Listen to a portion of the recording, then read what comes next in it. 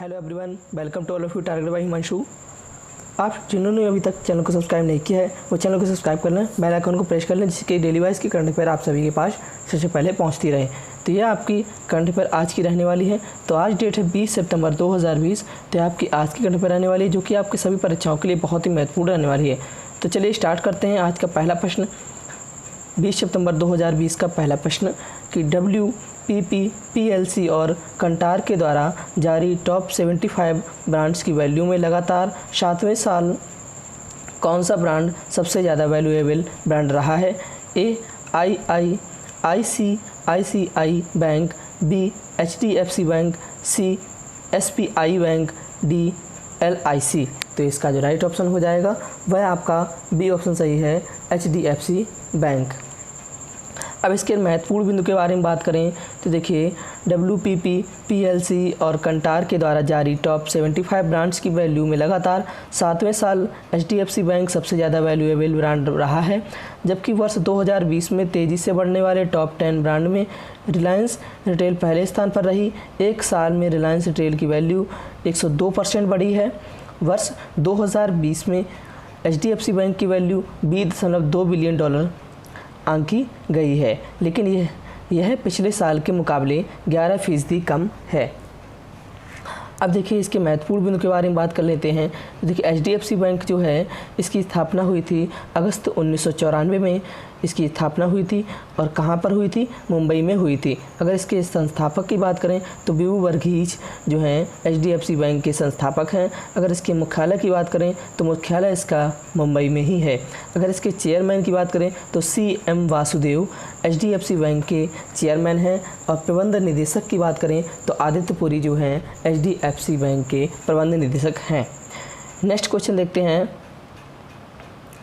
अमेरिकी supreme court की न्यायाधीश रूथ बेडर गिन्सबर्ग का हाल ही में कितने वर्ष की उम्र में निधन हो गया है? A 62 वर्ष, B 74 वर्ष, C 87 वर्ष, D 95 वर्ष। तो इसका जो राइट ऑप्शन है वह आपका C ऑप्शन सही है, 87 वर्ष में निधन हो गया है।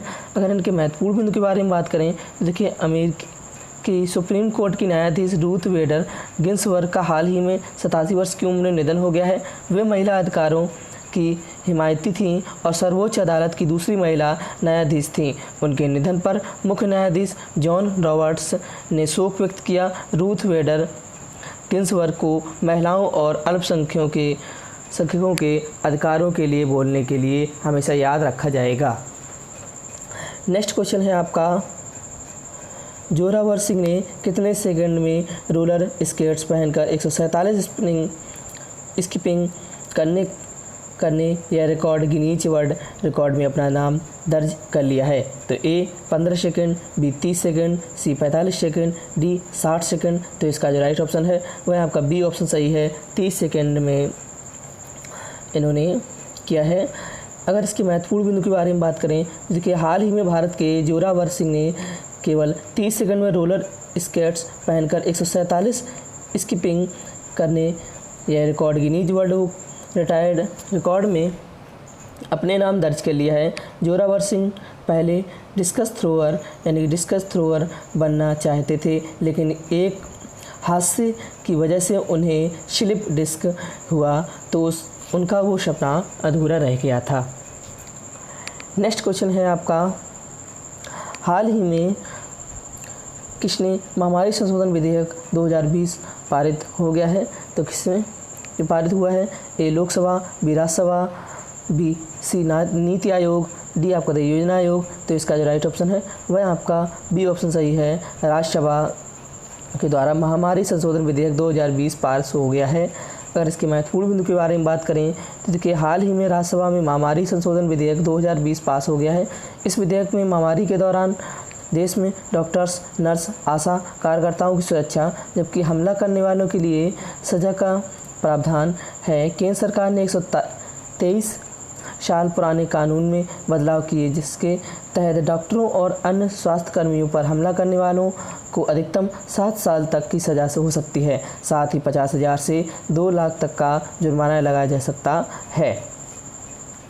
नेक्स्ट क्वेश्चन है आपका, प्रतिस्पर्धा अधिनियम 2002 के तहत किसने IFF को न्यूट्रिशन एंड बायोसाइंसेस INC स्पिनको के अधिग्रहण की मंजूरी दे दी है। तो ए योजना आयोग, बी नीति आयोग, सी वित्त आयोग, डी भारतीय प्रतिस्पर्धा आयोग।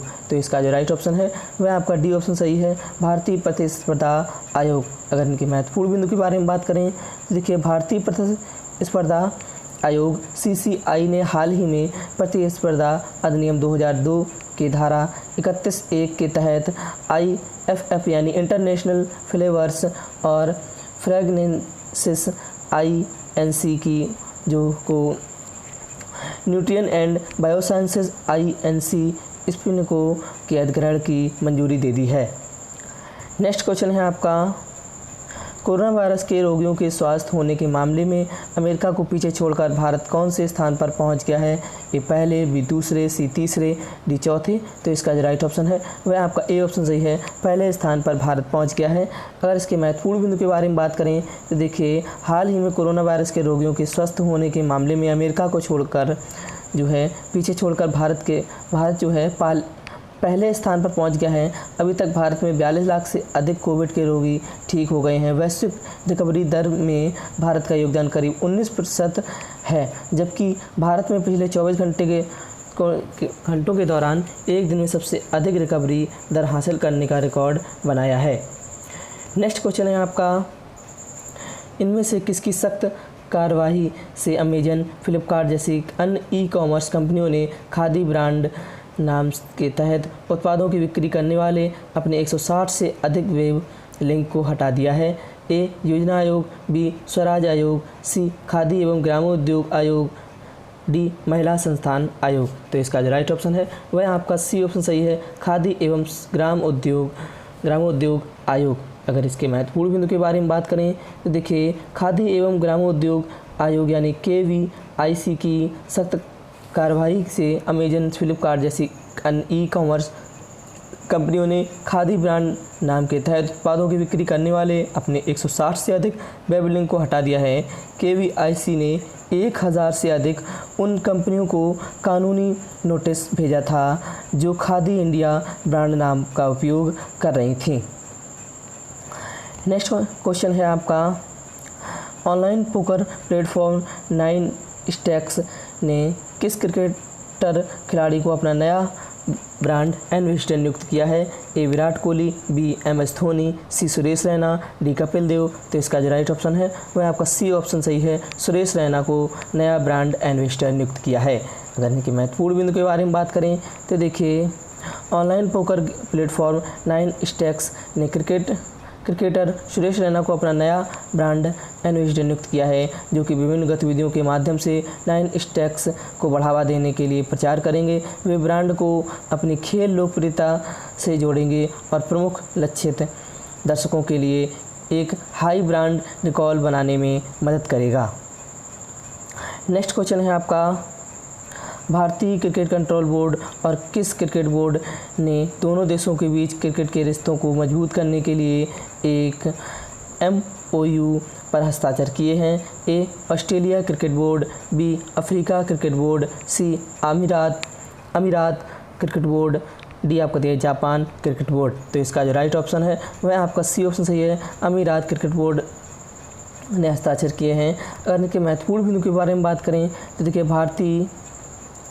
भारतीय क्रिकेट कंट्रोल बोर्ड BCCI और अमीरात क्रिकेट बोर्ड ने हाल ही में दोनों देशों के बीच क्रिकेट के रिश्तों को मजबूत करने के लिए एक MOU पर हस्ताक्षर किए हैं। यूनाइटेड अरब अमीरात IPL 13 को होस्ट कर रहा है, जो कि 10 नवंबर तक चलेगा। इस IPL के मैच जो है 24 मैच दुबई में, 20 अबू धाबी में और 12 मैच शारजाह में खेले जाएंगे।